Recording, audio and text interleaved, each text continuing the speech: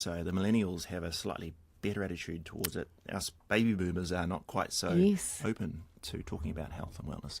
So I'm You're hopeful for the encouraged, future. I guess. Yeah. Absolutely. But also, I think one of the I guess the question is, how do we try and change some of those attitudes with more men? And I think if we look at fathers, probably a good starting point. So dads who have look after have their own families.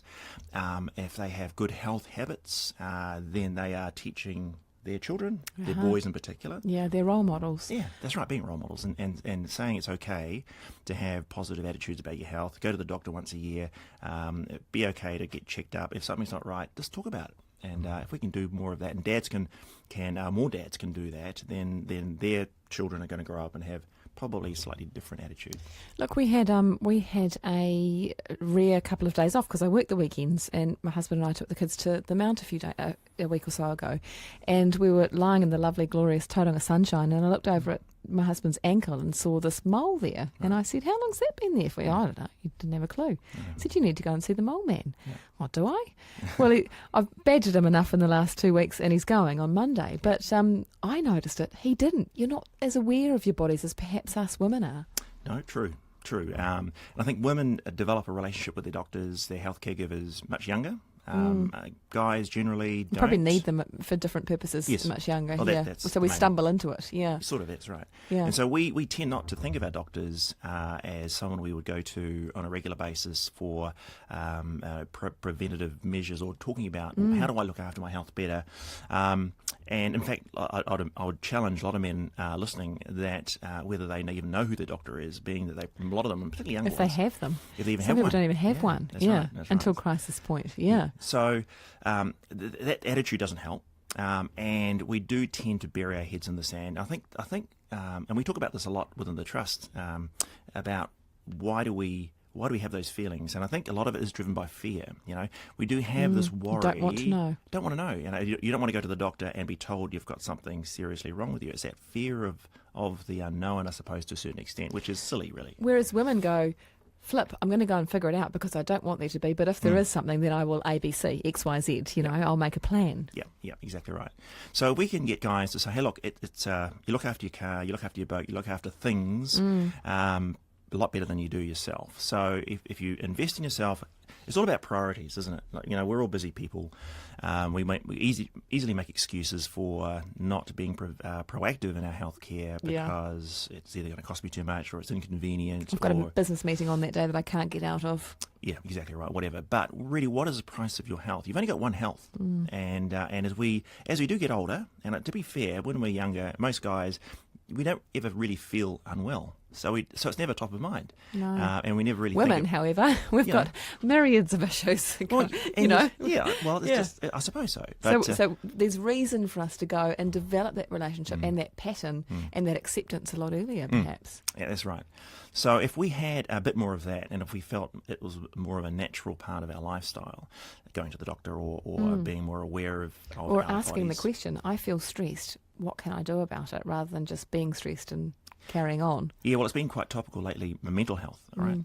It's been in the news and it's been in conversations, it's been on social media, which is good because now we've got people talking a lot more about it. Kieran Reid talking about it, from John and Ben talking about it, these men that we look up to in our community talking about real health issues. Yeah, that's right. And in fact, I was reading an article this morning, actually based off the game last night with the All Blacks, and how this new generation elite athlete, the All Blacks in particular, how their attitude towards their own mindfulness and their physical well-being is really, really important, obviously for them because it's their profession. But I think that sort of attitude is something we would like to bring into the normal, everyday people to say you should be thinking more about your stresses and also about your body and do something about it proactively. I've just launched or opened a yoga studio this week, or taken over it, and we're starting a broga class because men are interested, and they've sort of been saying to me, whispering in my ear, I'd quite like to try yoga, but they don't want to come to a class where they might be seen to be not as stretchy or bendy as the woman next to them. So maybe great. there is a bit of a change. Yeah, well, I think so. I think there is. I think it's becoming a little more acceptable. And if we get, guys that men look up to, like well-known sports people, as an example, who are doing yoga, and a lot of these guys now do yoga and Pilates. The Warriors do yoga. Yeah. So it's now becoming more normalised in that sense, which is a shame. It has to be done that way, but you know what I mean. It's like it's okay now to do these things where 10, 15, 20 years ago, longer, it would have been a girly thing to do, or not a blokey thing. Too soft or something, for want of a better word. Yeah. Look, last week on the show we had a fantastic Kiwi author, Kiwi actor called Mark Hadlow come on, and he was he's from what are the Peter Jackson? Lord of the Rings. Exactly. All that kind of stuff. Yeah, those ones.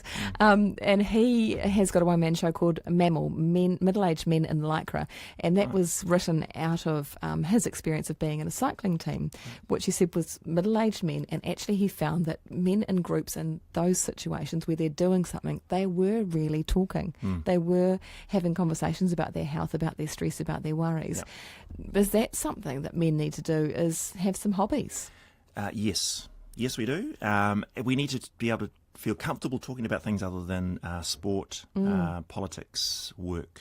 Right, we need to broaden our comfort zone, if you like, so that we feel it's okay to talk to more than just our spouses or those closest to us, our mates, our blokey mates, our friends, about things to do with life. I guess it doesn't have to be just about health, because health sort of boxes things into a certain area which has negative, slightly uncomfortable for some people. Yeah. But health is important; it's vital. So if there's an opportunity for guys to have the ability or that opening to talk about, to let their guards down a little bit. Yeah, I think it's a good thing. Yeah. So what happens during Men's Health Month? Lots of different things. There are lots of different organisations that are supporting initiatives and activities around raising awareness of men's health issues. The Men's Health Trust, we are like an umbrella charitable organisation, and we facilitate a corporate breakfast at the beginning of the month. And so that's really talking to, obviously, business people particularly, around the importance for them not only to be aware of their own health for themselves, but also I particularly really feel important for employers to take more responsibility for the health and well-being of their staff. I mean, if we could get business leaders taking more responsibility for the health and well-being of their staff, that would be not only really a good thing to do, but it would actually improve their, the metrics of the business, the fiscal outcomes. Yeah, and perhaps for men, if it's part of a work thing, then it's a bit more acceptable. Yes. It's interesting you bring that up, because we had that conversation today earlier on the show with Bev Cassidy-McKenzie from Diversity Works on wellbeing in the workplace, and what little things we can do to make a difference, from switching a chair out for a Swiss ball for an hour, to having walking meetings, to doing all these little things. And she was quite encouraged by the amount of workplaces that are introducing wellbeing these days. Which is great. But we need more. We need more real investment, and we need it from the top down, because an organisation will only really truly invest and engage with their staff if it's coming from the top. And we have a spattering of champions within organisations that are doing their little bit, which is fantastic. But if we can get a wider reach with these messages, and having little initiatives in the workplace to help people, and it doesn't have to be just men, of course, men and women. But that would be a great thing, and I think employers and business leaders particularly should just take more responsibility for that. You're a good advocate for it yourself, Phil. We're talking with Phil Clemas. He's the chairman of the Men's Health Trust. We're talking about men's health and the fact that it is Men's Health Month in June. Phil, what are the biggest health issues you see facing men today? Where do you start? I guess the biggest issue for men, for people generally, is cardiovascular. So stress? Diet, exercise. Right, the basic things. There's nothing new. Yeah. So we need to eat better. We need to stop smoking. There's no good amount of smoke to smoke. So just don't smoke. Being a moderate smoker still ain't good for you. No, it still ain't good for you. Yeah. But eat a bit better. Move a bit more, drink more water, drink less alcohol, those sorts of things. Love those around you more, and focus on priorities. What's more important to you in your life that will enhance your life? I had a question asked to me recently. You have a business, in a business, you have a family, you have working in men's health, you have lots of things going on. Yeah, you've got all these different balls in the air that you're juggling. How do you juggle them? How do you manage the stress? How do you manage your priorities? And well, it is actually about selecting the most important things to you. Yeah, drop a few balls occasionally Yeah. to hold on to the balls that are really important to you. Yeah, yeah. And unfortunately for some, it takes a crisis to occur before they are then forced to make a decision about what's most important for them. So take the moment while we are reasonably able and healthy to think about what's most important for you and your loved ones. Yeah, age sort of creeps up on you too, doesn't it? You know, all of a sudden, like one minute you're a 20 or /30-something-year-old, and the next minute you're into your 40s, you've got your family, you've got your mortgage, you've got, you know, all these expectations of you, and that's when health can start to really suffer. Yeah, that's right. And actually a good interesting point is that we are actually living longer, right? So that's a good thing, I suppose. Yes, if we're well. If we will, that's right. Yeah. So the key question Don't want to be a here, sick old person. No, it's about quality of life. So it's not only about how long you live; it's about how much life there is in you when you are living. It's just about the quality, and therefore you have to invest earlier. Don't wait until that crisis moment when you are, 40s, 50s plus, when things do start, the wheels start falling off. Yeah. Like this That chair mole keeps rolling starts to away get from me. bigger. Oh no! Well, I need to have a Swiss ball in here for you to be sitting on, to be Yeah. working your core muscles at the same time as sitting here. That's right. Yeah.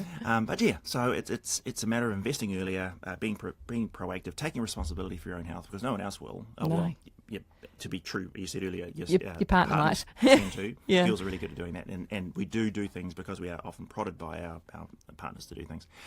But it's just your life and your health, and it's your responsibility. So, in this busy day and age, how do you find it's obviously important to find a doctor that it is for a woman. Is it for a man as important as it is to a woman to find a doctor that resonates with you? I mean, often you're just left with whoever you can get into, these days. That's right. Yeah, and when And you've got your 15 minutes and then you're done, Yeah, that's right. So it's especially for men, where we tend to only go there when we've got something wrong. They don't ask, you're not necessarily inclined to share the big picture. No. You ask one question to a woman and we fall apart in floods of tears, and suddenly you've got the whole life story. Yeah, I think we need to try and work a way to try and, is there a better way of trying to find a doctor or a healthcare giver that is going to be my coach? We need to think about our doctor as more than just someone to go to when we're For a sick. script. Yeah, 'Cause we live in right. a sickness industry. It's a sickness industry. It's not a health industry. So we need to be thinking about proactive healthcare, and therefore I need someone who's going to help guide me and coach me. And it may not just be a doctor. You may have someone who can help me with psychologically as well. Like you think of our elite sports teams, and they tend to have specialists for everything, really. All these different components of life. Yeah, absolutely. So why shouldn't we think of our own lives in the same way? Yeah. Maybe not quite to the same extent or same level. Cost you a lot of money. It can cost you a lot of money, but it's the attitude, I think, is the most important thing. So if we can try and think about what's important for my overall well-being, and then invest in that earlier, create a relationship with a coach, doctor, coach, medical coach, who I can go to and actually talk to as well about things that I may be concerned about. But if we are able to even just talk to our friends, or feel more comfortable about talking to our mates about things, and if we did a few little things, get an annual health check, and then adjust our lifestyle a little bit, drink a little bit less, eat a little bit more, eat better, exercise a little bit more, they all accumulate, and you'll end up in a better position later in life compared to what you would have been if you didn't do anything. Than where you were. Yeah, I was just thinking about in my own group, and got some wonderful, husbands of good friends, and they don't talk about it, but us wives talk about it, and I say, look, don't tell XYZ that I'm telling you this, but he's suffering from da-da-da-da at the moment. Yeah. And we all sort of try and band together and figure out the best way to step in or whatever. It's sad, isn't it, really? It is, right? So It shouldn't be hidden. it shouldn't be hidden, and we should not avoid it, and we shouldn't deny the fact that we're not perfect. We have these things, these machines. Yeah. Amazing. Our bodies are amazing, But we're not invincible. They're not invincible. And as we age, the invincibility becomes less and less and less. So if we protect it, if we invest in it, if we eat healthily, if we drink plenty of water, drink less booze, if we exercise a bit more. Less booze would be a stickler for a lot of people, wouldn't it? Yeah, I mean, I like having a beer. I Yeah, like having totally. a wine, right? So it's Totally. not about saying you can't. It's about saying just be more mindful, get a bit more balance, and prioritise your health ahead of other things. It is so easy to just not even think about it for us guys. To not even hold that ball in your hand. No. What do you do at the Men's Health Trust? Obviously this is your awareness month, but what else do you do? So we're all about trying to. A lot of our we're a small charitable trust, so we don't have a lot of money. Yeah.